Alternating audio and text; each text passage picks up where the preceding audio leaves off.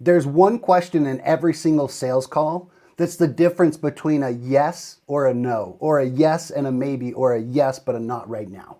It's probably not what you think. As a matter of fact, it's probably very different than what you're thinking. And it's the one question that you ask that makes you uncomfortable as the closer. Think about it like this. It's not necessarily the verbiage I'm using or a one-liner that so many of these sales gurus teach, but instead it's asking the question that in your gut you know that you need to ask, right? You want to ask the question, but it's like, oh, I don't know how well this is going to go over.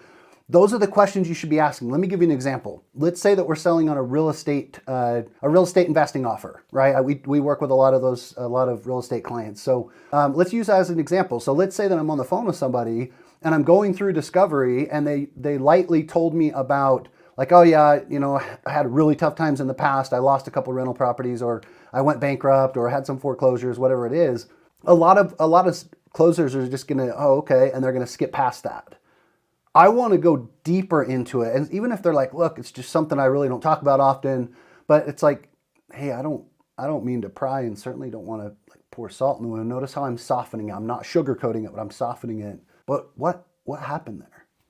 I need to figure out, you got to understand something. This is probably one of the most painful problems this client's ever experienced, at least in business or real estate. I've got to understand exactly why they believe that project failed. Why did they lose it? Why couldn't they get out from under it, right? What could they have done differently? Did they buy it right? Did they buy too high? Were they following the trends? Like, what happened?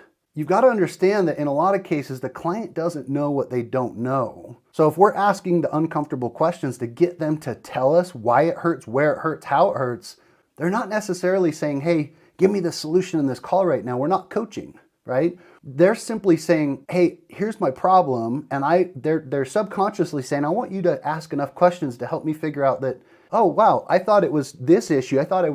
I just didn't know how to do diligence on the property. But in reality, I was just buying way too high, right? I was using a realtor, I was paying retail, Yeah, for sure. So let me ask you something. If we could show you how to avoid that, if you knew how to find off-market opportunity, if you knew how to vet projects, if you had a team, if you could make decisions that were data-driven versus emotionally driven, like how do you suppose that would play out for you?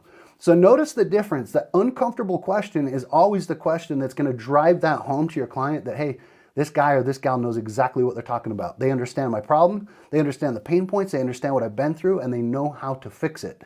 Make sure you're asking the uncomfortable questions. If this was helpful, drop a comment below, share it with your friends, and if this is something you guys need help with, whether you're a solo coach, consultant, or agency owner, or whether you already have a sales team and you just want to go to the next level, send us a message. We're happy to help. Talk soon.